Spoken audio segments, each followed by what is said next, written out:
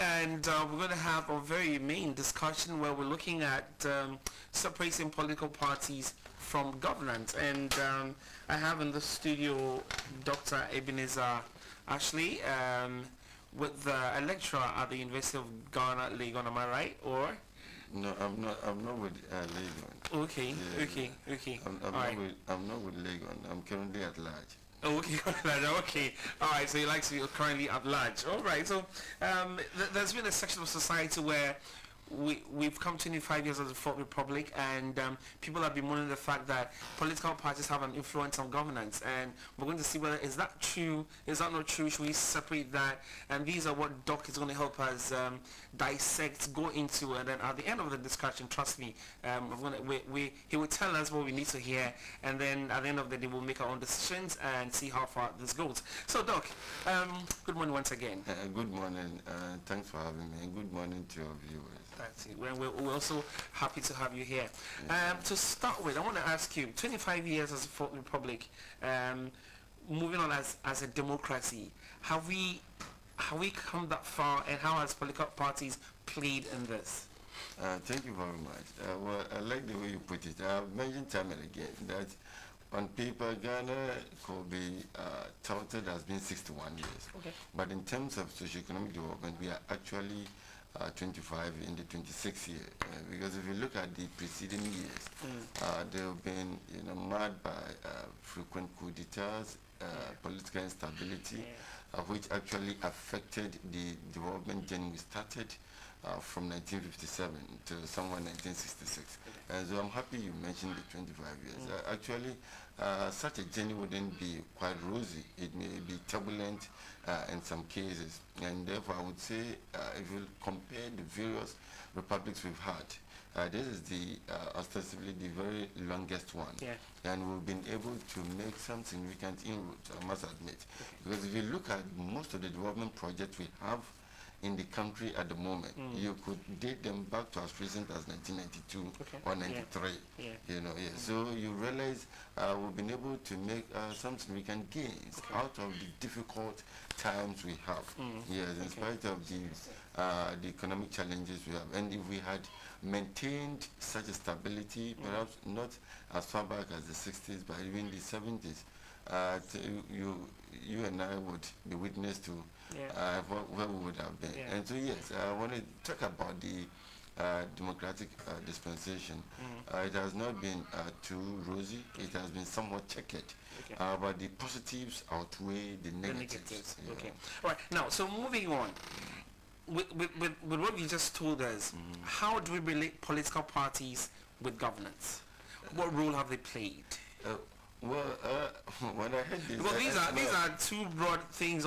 Governance on its own, political parties, but then how have they contributed to governance? Yes, let me answer by being emphatic here. When I heard the statement, I was a bit, let me say smart. The truth is that you see the voting populace go to the polls to vote for a political party. And the political party, after being voted for, would form a government to ensure that the needs and aspirations of the people are met. And therefore it becomes quite challenging, if not difficult, to decouple the political party entirely from the government. Because from the party, the government is derived. The government will cease to exist if the party is not voted for into power, and therefore there will be this. Communists and everything all come from the party. That is it. So there's this relationship between the political party and the government may be difficult to break entirely. But I'm sure there are certain knots that could be tied to improve on the performance. So yes, if you ask about the political parties and then the governance system, there's this strong relationship which may be difficult to break, not only here in Ghana, even in the advanced economies. People go to the polls to vote for a presidential candidate because he is coming from a particular political party, and his political party is communicating a particular socio-economic message to the people. And if they believe this sits down well with them, then why not vote for? So you realize it may be difficult for us to isolate these two important variables. Okay. And the discussions have been going on, but there are certain parts that maybe your question will touch on that we'll have to look at. The two cannot be separated, but we can improve on how the two relate and contribute to our socioeconomic development. Okay. Now, I'm moving on with the discussion. So right now you're letting us know that it might be very difficult to decouple political party from governance. Yes, because Fine. you need to understand the basics. That's it. You see, one is derived from the other. If you observe carefully, the government is derived from the political party. Yeah. You know, Yeah.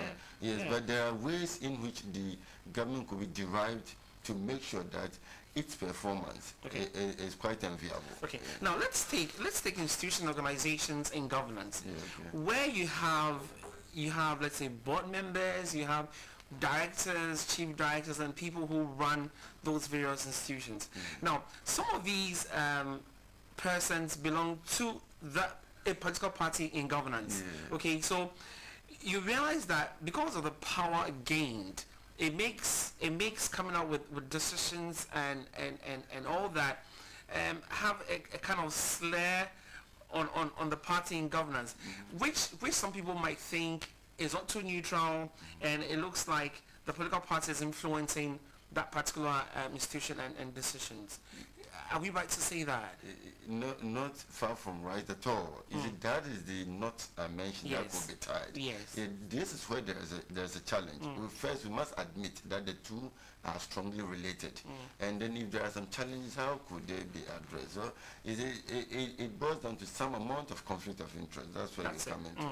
And I'm sure there are some connoisseurs of the political dispensation who believe that even when the party is voted, perhaps besides the presidential candidate who becomes the president and other few people, the rest could be coming from outside to add some amount of technocratic and professional ideas to the management of the economy. That is where the problem comes, and that is what we have to address as a nation. I think some of us have mentioned time and again that appointments into key positions must be born out of academic and professional competence, but not based on political vigilantism. And that is where we have a problem. If it becomes political vigilantism, then you may have people who would be given positions that they cannot effectively manage. Why do we raise all these concerns? Because in most cases, some of these political appointees might not be fit for the position, but they are given based on their contribution to the party, and so if the appointments are based on, yes, coming from the party, but these are people who are well versed in the area of appointment, then the country as a whole will benefit from their expertise. So that is where there is a challenge. There are instances where the appointments are not based on the person's capabilities, and competence when it comes to the particular position, but then based on the subjective decision of being a member of the party, perhaps contributing so much, and therefore would have to be given the position. And then you realize we are improving as a nation. This has changed, not even considerably, to some extent in recent years, because most of the suggestions do not fall on deaf ears. They are taken in good faith. I remember in 2016, I made mention of this, the fact that some of the appointments should not be based on mere political coloration and affiliation, but then we should make sure that the people who put in trust are people who can effectively manage the limited resources at our disposal. So when it comes to the political parties and governance, the conflict of interest that exists in business might arise, but how do we effectively manage it? That is what matters, because everyone knows. That's what I was about to ask. So we see this happening. So how do we manage it? How do we curb it? How do we stop it? Yes, so to stop it, as I've mentioned, we cannot decouple the party from the government. Exactly. So you make sure the people that come or emerge from the party to represent first the party and the nation as a whole in terms of performance should be people who have the academic and professional wherewithal, to fit into that position, so that their contribution will not even smack of some amount of political. No, not to even catch you. We have people who have the wherewithal. They're in position already. A new party takes governance and then comes and and would maybe transfer or sack somebody from a post because maybe you don't belong to a party and all that. When are we going to see a stop to that? Because like you're saying, I have the wherewithal. I've been there all these years. Yeah. My new party comes because I don't belong to a party. Yeah. Then I have to go. Yeah, that also has to do more or less or indirectly with the winner takes all system that we have in our part of the world. It is based on the mentality of the person with the wherewithal who was there before the new party came. You see, there are instances where we have sabotaged governments that do not belong to our regional or traditional parties. So the mindset of the person with the wherewithal determines whether he should continue with that position or he should be relocated. If we accept the fact that we do not work for political parties, but we are advancing the socio-economic development of this country, then it doesn't matter which party comes into power. You must remain where you are until perhaps the pension age catches you. And even if the need arises, like in the case of the likes of Mr. Martin Amidu, there could be some amount of revision because your ideas could contribute effectively to the development of the country. So it depends on the mindset. Some of us have witnessed that again. There are instances where people are put in positions because they were put there by Party A. When Party A leaves, they still try to do the bidding of Party A, but not considering the national interest. On the basis of this, Party B will think, no, you are not fitting or you're not compatible to my ideas that would advance the development of the country, and therefore you need to perhaps be substituted for someone who could contribute effectively. Now, so you realize in recent times, not only now, the likes of Dr. Dufour had to survive different regimes because he was working not for a party but then working for the nation. You look at Mr. Domilevu, who was appointed by former President Mahama. He is very, very live and kicking. Why? Because he does not work for a political party. He is there in the interest of the nation. So if we begin to have people who would think beyond the party coloration and consider the national development as their main goal, it will be easier for us to tap into the democratic ideals of the likes of the United States, the United Kingdom, the Germany, Japan, where it doesn't matter which party it belongs to. What matters is how you can contribute to the development of the country. You know, I remember very well when former President Obama came into power. You know, he maintained the defense secretary under former President George Bush. You know, so it is not a matter of party, it's a matter of national interest. So this is where some people may be shown, I don't want to say the exit door, but may be relocated when there's a change in government because they do not fight a national cause. And if you even observe, when the person seems to be doing the national bidding, if you observe carefully, it might not necessarily be a national bidding, but tilted towards the ideals of Party A that brought him or her into office. So we must change our attitude towards performance, and that will help a great deal. Now, Doc, let me put two questions together. You use the words mindset. Now my question is, how would you readily know a person's mindset when you've come into power and this person with a spate of a number of weeks or months, somebody has to be removed? At that point, how do you readily know the person's mindset? And also on the part of political parties, you know, we have during campaigning and putting things together, we have the fact of people wanting this post, people are promised and all that. Then you come into power and you know that because you've been given a promise, because I did ABC, like you said earlier on, somebody contributes to a party, so definitely the person would want something. These foot soldiers and all that. How does that come to play into a person's readiness and mindset? Because I've been promised. Maybe I've been promised to have a position in the sports ministry. So no matter what it says, I need to have that post. But then there's somebody there who has that mindset, who's working. So how do we juxtapose this two? Very good. Now, in the case of your first question, which has to do with coming into power, and perhaps within a couple of weeks, people reach out for the or perhaps shown the exit door entirely. How does the mindset come to play? This has to do with the winner takes all maximum. It is not about the mindset in this case. It's about the winner takes all, where you come, you are voted into office, and by the virtue of the fact that you've been voted for, you can make appointments into certain key positions without having to go through any long due process. You know, so that has to do with the winner takes all maximum, I wouldn't say mentality. That is what plays into it. But you realize there are instances where not everybody will be changed or reshuffled. Yes, definitely. And will be maintained on the job. This is where the person's performance speaks volume of whether he or she is a general or holistic person, or he or she is a conservative and contrite person. You know, so in those that are changed within weeks, I would admit, will be based on the winner takes all. Where those coming from without think, we've been out for a very long time. It's about time we also have our fair share of the national cake. But those who are allowed to stay on, the expectation is that you would cooperate with the new entrant so that the work will be done effectively. But if you adopt a lackadaisical attitude, or you begin to put everything without seeing anything good about the new entrant, then it may be difficult for the compatibility that you expect to exist.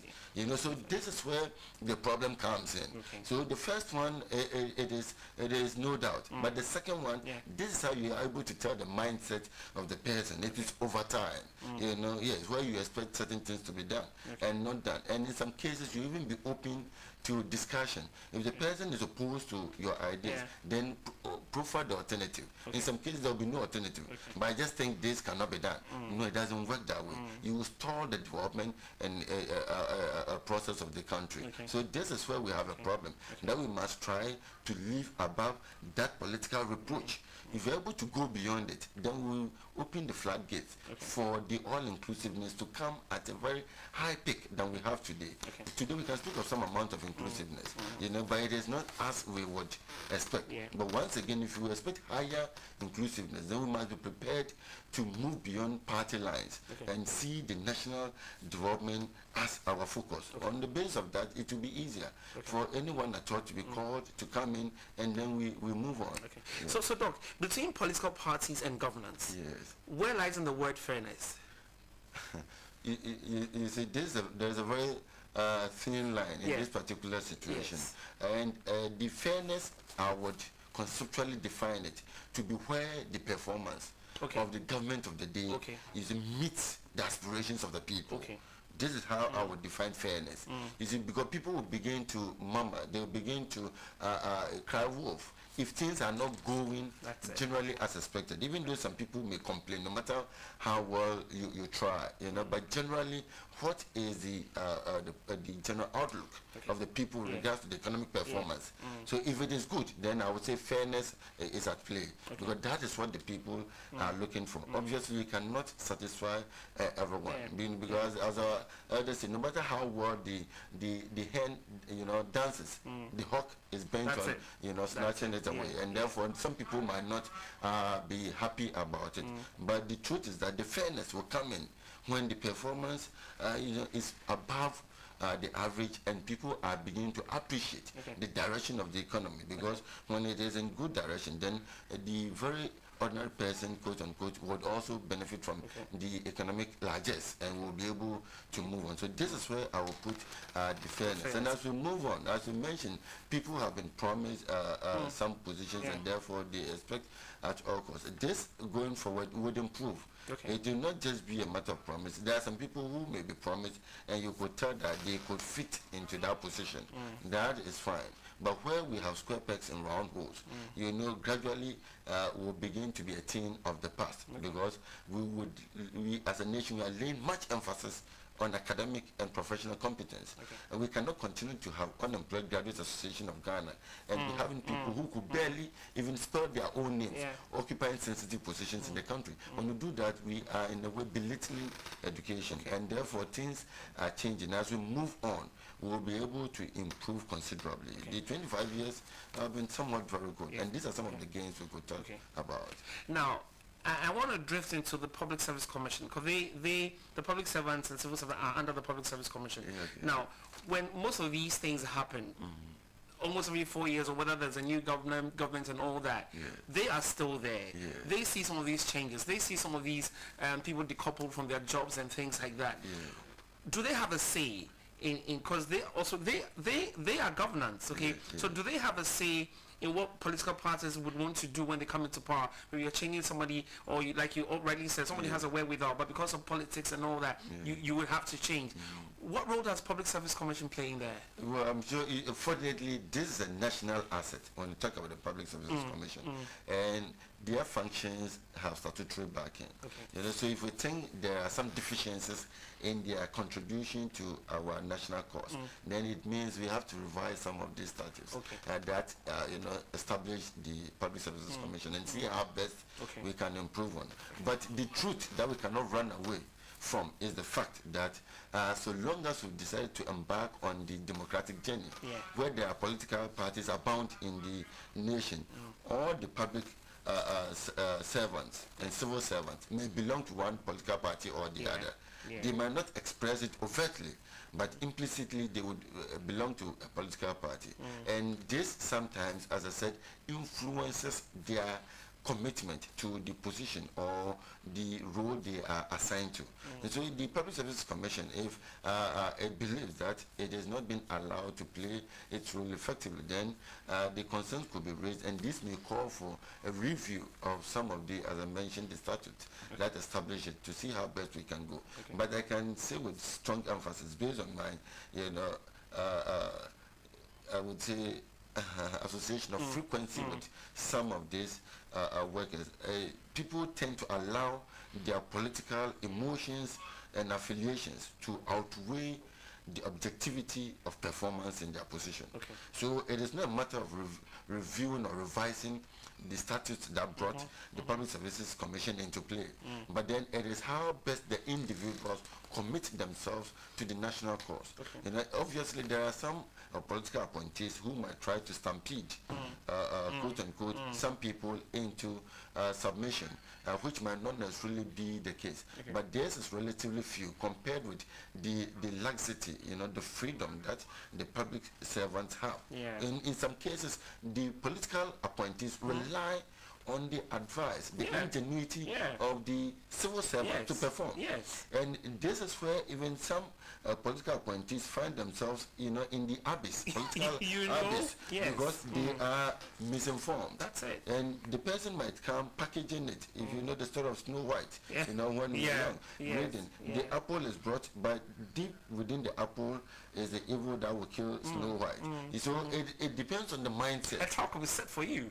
That's what I mean by deep within the apple, that is packaged. It is the poisonous element. So the issue of the Public Service Commission doesn't have to do with perhaps their role, but how they commit themselves, into their activities. And some witness situations where some people have been, reshuffled. With the civil servants, you may not be able to show them the exit, especially when the person has not blatantly, so it could be a transfer or something. But then you would transfer the person to areas where you think if the person leaves, you have the peace of mind, have someone who could gel with you. So they must live above reproach in this particular instance, not based on what people have said, based on what I have observed. So they must contribute, they must see themselves as not being there for a political party. Once again, if you make the comparison, you realize in the United States, the Bush administration appointed a judge, but he came in and realized this particular V. Wade, Jane V. Wade. If you look at Roe versus Wade, where we talk about abortion and whatever, he had to go contrary to who appointed him into the position, because he realized the national interest outweighs that of the president. So if we have the civil and public servants who begin to think in this particular direction and very effectively, then it will be easier for us to also be talking about decoupling the political party from the government, and in this case we will have it as we would expect. As it is now, there will still be this strong umbilical cord tied between the political parties and then the government. It brings me to my next question with this umbilical cord. Now, at what point? At what point can we stop the influence of political parties on governance? Would there be any time where, a point in time where, in this situation, political parties have not come to play? Can we draw a thin line where one day we can see a limit. This is where the limit goes. Like, for example, always putting some political party member on some board somewhere and things like that. Can we one day see that stop? Or it can never stop? Well, once again, to answer the question, I would just begin with the comparative analysis. Okay. What we do is modeled on the democracies of the United States and United Kingdom.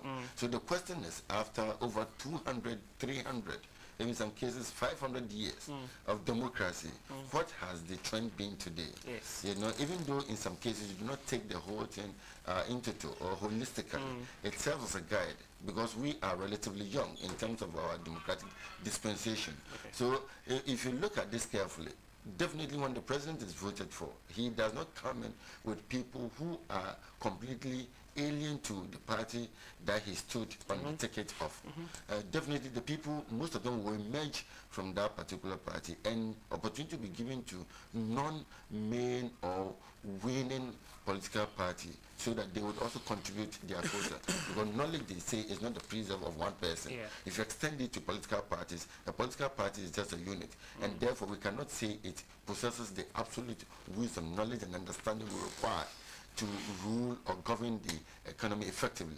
God in his wisdom may take few people away from your party who belong to another, who would be able to make brilliant contribution. You know, so it exists everywhere. Okay. And therefore, we look at it from that particular angle. Once again, it will be difficult for us to make appointments not from within the political party. However, these particular appointments, the issue, the hue and cry about the appointment from within may be a thing of the past if the people that are voted for, as I mentioned earlier, are able to perform creditably. You know, so in most cases, if you earn what you want and you are able to live decently, do you care so much about someone else?